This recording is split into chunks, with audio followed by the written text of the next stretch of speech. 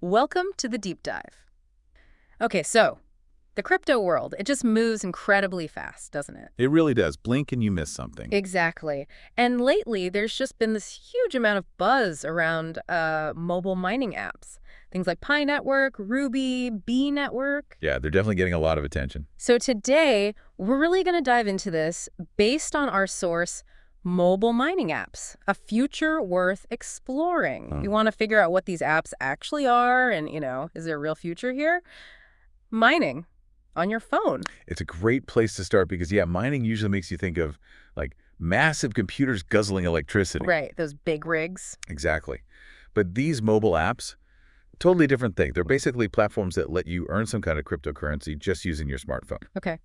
And the key difference is, like you said, no need for expensive hardware, no massive electricity bills. It's accessible. And people are actually using them. Oh, yeah. Big time. Pi Network, for instance, they claim over 50 million users. That's huge.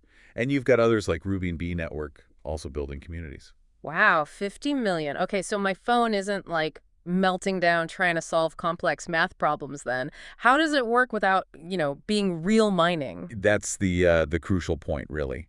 It's not doing that heavy cryptographic work, the hashing that traditional mining involves. Ah, okay. Instead, it's usually based on something called proof of engagement or maybe proof of trust. Proof of engagement. Yeah. Basically, your activity, like logging in each day and tapping a button, that's your contribution. It's showing you're an active, real participant. So the daily tab actually means something in their system. Sort of, yeah. These projects are betting on the idea that a large, active community itself creates value and trust. It's a network effect play. Interesting. And the process for the user is super simple. You download the app, sign in daily, tap the button to mine. Often you can refer friends to, like boost your earning rate. And it doesn't kill your battery. Supposedly not. It's designed to be passive, very light on resources. That's a big part of the appeal. Okay, that makes sense. But here's the kicker, right? These coins you earn, they're not really worth anything yet. They're in a test phase, not on exchanges. That's the million-dollar question, isn't it? Or maybe the $0 question right now. Huh, yeah. So how do we figure out the real potential when you can't actually trade them widely? Well, this is where you get the really strong opinions. You've got critics basically saying they're worthless, maybe even a scam in some cases, just collecting data or attention. Okay, the skeptical view. But then you have this massive user base, millions of people, who are true believers. They're really banking on the future. So what's fueling that belief?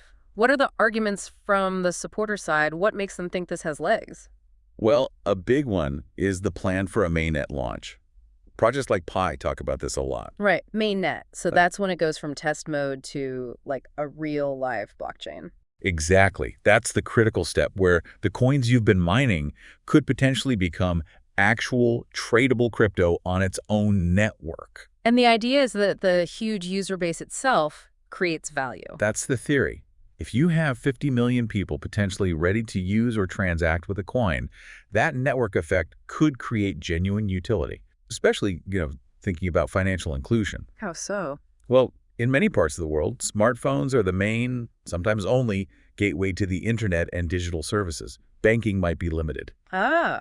So these free-to-join apps offer a kind of zero-cost entry point into digital assets. It could bring millions into crypto who couldn't otherwise participate, even if it's speculative right now. That's a powerful idea. So it's not just about trading, but maybe building an ecosystem. Like Pi wants developers to build apps on its chain.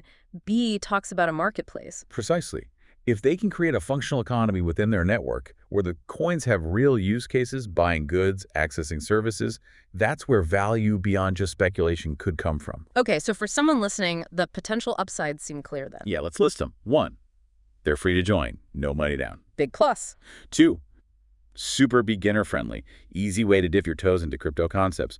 3, the financial risk is very low. You're mostly investing time, maybe a little bit of data or attention. That's an important point, the data aspect. It is. It's not just time. Your attention, your data, that's part of the input too, something to consider. And 4, they're community-driven. Social mining, referrals, building that network together. Okay, low financial barrier is attractive, but we need to talk risks. Our source is pretty clear here. Not all these projects are going to make it. Absolutely not. Many new networks fail. Technical problems, funding issues, lack of real adoption, maybe the tokenomics aren't sound. And the crucial point, These coins have zero guaranteed value unless they actually get listed on major reputable exchanges and people want to buy them. Correct. So the strong advice has to be, don't put your actual money into buying these coins unless and until they are officially listed, traded, and have established some level of trust and utility. Treat the mining as free for now. Exactly. Because fundamentally, mobile mining right now, it's a gamble on potential. That's what it boils down to. Like getting a free lottery ticket every day? Pretty much. You didn't pay for the ticket, but if your number somehow comes up, the payoff could be significant. That's the hook. Yeah. So the core message seems to be, look, if even one of these major players like Pi Network actually pulls it off, launches successfully, gets listed, builds that ecosystem. Then the early adopters, the ones tapping that button now, Yeah. they could see a substantial benefit, could. Right. But for now, treat it like a fun experiment, zero cost exploration. Definitely not solid financial advice to, bet the farm on. Absolutely. Keep expectations grounded in reality. So a final thought, maybe. What does the sheer popularity of these apps, despite being so speculative, tell us about our collective interest in easy-to-access digital assets? That's a fascinating question, isn't it? It's just a huge global curiosity, maybe a desire for new forms of digital value, especially ones that feel accessible. And it leaves you, the listener, with a question. How do you personally weigh that raw potential against the very real unknowns when you look at these new tech frontiers? Where do you draw the line?